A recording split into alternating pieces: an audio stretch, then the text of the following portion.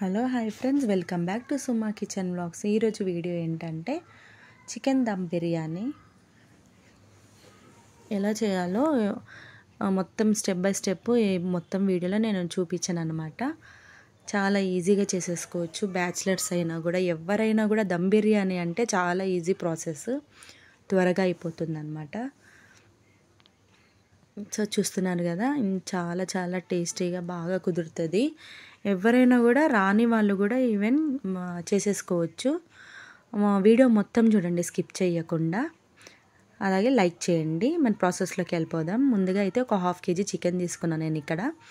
బాగా ఒక 2-3 సార్లు కడిగి తీసుకోవాలి చికెన్. దాని తర్వాత అల్లం వెల్లుల్లి పేస్ట్ ఒక స్పూన్ వేసాను.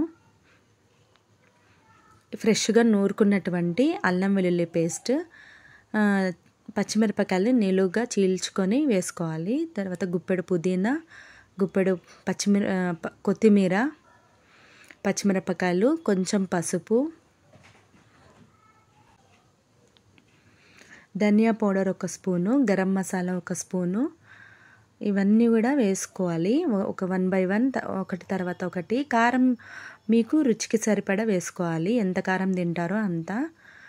పచ్చిమిరపకాయలు కూడా వేసాం కాబట్టి కారం చూసి వేసుకోండి. అలాగే బిర్యానీ మసాలా ఒక స్పూను, ఇక్కడ జీలకర్ర పౌడరు ఒక స్పూను, ఇవన్నీ వేసుకొని బాగా కలుపుకోవాలన్నమాట. చివరిగా ఇక్కడ ఫ్రైడ్ ఆనియన్స్ ఉంటాయి కదా, అవి వేయించుకొని నేను ఆల్రెడీ పక్కన పెట్టుకున్నాను. అవి ఒక గుప్పెడు తీసుకొని ఇలాగ వేసుకొని, ఆనియన్స్ వేయించుకున్నటువంటి ఆయిల్ అనమాట ఇది. ఫ్రైడ్ ఆనియన్స్ వేయించుకున్నటువంటి ఆయిల్ వేసుకొని బాగా ఇదంతా కూడా బాగా చికెన్కి ఈ ఉప్పు, కారము, అల్లం వెల్లుల్లి పేస్ట్ ఇవన్నీ కూడా బాగా పట్టుకునేలాగా బాగా కలుపుకోవాలి చికెన్ని. ఇలాంతా బాగా ఒక 2-3 నిమిషాల పాటు బాగా చికెన్కి ఆ ఉప్పు కారం పట్టుకునేలాగా బాగా కలుపుకోవాలి. దాని తర్వాత ఇక్కడ పెరుగు తీసుకున్నాను. పెరుగు ఒక 2-3 స్పూన్ల దాకా వేసుకొని ఇది కూడా బాగా అందులో మిక్స్ అయ్యేలాగా కలుపుకొని, ఇలా మ్యారినేట్ చేసుకున్నటువంటి ఈ చికెన్ని ఒక అర్ధగంట సేపు ఫ్రిడ్జ్లో పెట్టేస్తే, ఫ్రీజర్లో పెట్టేస్తే చాలా బాగుంటుంది. ఇక్కడ ఉప్పు వేసాను నేను. ఉప్పు సరిపడా వేసుకొని ఇలా మ్యారినేట్ చేసుకొని మూత పెట్టేసి ఫ్రిడ్జ్లో ఒక టైం ఉంటే కనుక ఒక 1/2 అవర్ పాటు ఫ్రీజర్లో పెట్టేసుకోండి. టైం లేదు అంటే రైస్ మనం ఉడికించుకుంటాం కదా, అంతవరకు పెట్టుకొని సరిపోతుంది. సో నెక్స్ట్ అయితే ఇక్కడ నేను బాస్మతి రైస్ తీసుకున్నాను ఒక గ్లాసు. ఒక 2 సార్లు బాగా కడిగి మళ్ళీ నీళ్ళు పోసుకొని పక్కన పెట్టేసుకోవాలి.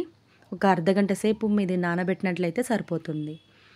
దాని తర్వాత ఇది నానేలోపు మనము కుకుంబర్ రైతా అయితే చేసేసుకుందాము. నేను ఇదైతే చాపర్ తీసుకున్నాను అనమాట.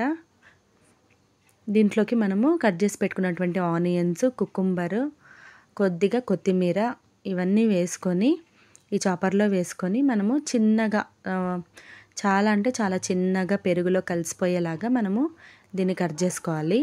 కొత్తిమీర అయితే అలాగే వేయకూడదు, బ్లేడ్కి అయితే స్టక్ అయిపోతుంది. సో ఇలా కట్ చేసుకొని ఒకసారి బాగా దీన్ని మొత్తం చిన్నగా చేసేసుకోవాలి. ఈ చాపర్ అయితే మనకి క్విక్గా అయిపోతుంది అనమాట. తొందరగా మనకి ఏ సైజులో కావాలంటే ఆ సైజులో మనము ఈ ఆనియన్ అయితే కట్ చేసుకోవచ్చు. ఇందులో టమాటా అన్నీ కూడా వేసుకొని మనకైతే పని అయితే ఈజీ అవుతుంది. సో ఇలా చూపిస్తున్న విధంగా చేసేసుకోవాలి. కుకుంబర్ తర్వాత ఆనియన్, కొత్తిమీర మాత్రం యాడ్ చేశాను. మీకు కావాలంటే పచ్చిమిరపకాయలు కూడా యాడ్ చేసుకోవచ్చు. ఇప్పుడు ఇందులో నేను పెరుగు వేస్తున్నా. ఎంత కావాలో అంత పెరుగు వేసుకొని కొద్దిగా సాల్ట్ వేసుకొని సరిపడా సాల్ట్ వేసుకొని మరొకసారి నేను చూపించిన విధంగా చేసేసుకున్నట్లయితే మనకు కుకుంబర్ రైతా అన్నది రెడీ అయిపోతుంది. సో చాలా దీనికి 5 minutes కూడా టైం పట్టదనమాట. దీంట్లో త్వరగా అయిపోతుంది. సో దీనికైతే బిర్యానీకి నేను రైతా మాత్రమే చేశాను.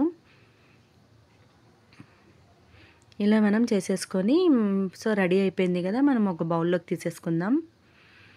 బౌల్లో తీసేసుకొని పక్కన పెట్టేసుకుందాం. ఇప్పుడు మనము ఇది రెడీ అయిపోయింది కదా, ఇప్పుడు మనము అన్నం అన్నది చేసేసుకోవాలి. ఇందులో నేను వాటర్ తీసుకొని సరిపడా ఉప్పు వేసేసుకొని, సరిపడా ఏం కాదు కొంచెం ఎక్కువనే ఉండాలి, ఉప్పుగానే ఉండాలి అన్నమాట నీళ్ళు. కొంచెం ఉప్పు వేసుకొని మనము టేస్ట్ చేసినప్పుడు ఎక్కువ ఉప్పుగా ఉండాలన్నమాట. అలా వేసేసుకొని ఇది బాగా మరుగుతున్నప్పుడు అనమాట, తొర్లినప్పుడు మనం బాస్మతి రైస్ ఇందులో వేసుకోవాలి. తొర్లేంత వరకు మనం వెయిట్ చేయాలి. ఆలోపు నేను ఇక్కడ ఈ హోల్ గరం మసాలా ఉంటుంది కదా, బిర్యానీ స్పైసెస్ అన్నీ కూడా అవన్నీ కూడా వేసేసుకోవాలి. దాని తర్వాత కొద్దిగా అల్లం వెల్లుల్లి పేస్ట్, కొత్తిమీర, పుదీనా ఇవన్నీ కూడా వేసుకొని ఒకసారి ఆ ఉప్పు కరిగేలాగా కలుపుకొని వదిలేస్తే మనకు ఇంకా తొర్లడం స్టార్ట్ అవుతుందన్నమాట. ఇలా తొల్లిన తర్వాత మనం నానబెట్టుకున్నటువంటి బాస్మతి రైస్ని ఇక్కడ వేసేసుకోవాలి. ఇవి బాగా ఒక 70% వరకు మనకు ఆ బియ్యం అన్నది ఉడకాలి. 70% ఉడికిన తర్వాత ఇంకా తీసేసుకొని మనము దమ్ పెట్టేసుకోవాలన్నమాట. ఇక్కడ అవుతుంది కదా, సో ఇక్కడ నేను టెస్ట్ చేస్తే ఆల్మోస్ట్ అయిపోయింది. 70%, 80% కుక్ అయిపోయింది. ఈ విధంగా కుక్ అయితే మనకి పర్ఫెక్ట్గా మనకి బిర్యానీ అనేది వచ్చేస్తుంది. ఇప్పుడు నేను స్టవ్ మీద ఒక ప్యాన్ అయితే పెట్టుకున్నాను దమ్ చేయడానికి. నేను ఆల్రెడీ ఇక్కడ దేంట్లో బిర్యానీ చేయాలనుకున్నా ఆ కడాయిలోనే ఆల్రెడీ చికెన్ వేసి పెట్టేసుకున్నాను. ఇప్పుడు మనం ఉడకబెట్టినటువంటి రైస్ని దీనిపైన లేయర్గా వేసుకోవాలి.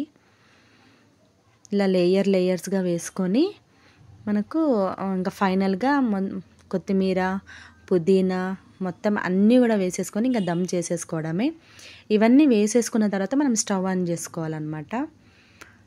సో మనకి రైస్ అయితే చాలా బాగా పర్ఫెక్ట్గా కుక్ అయిందనమాట. 70% వరకు.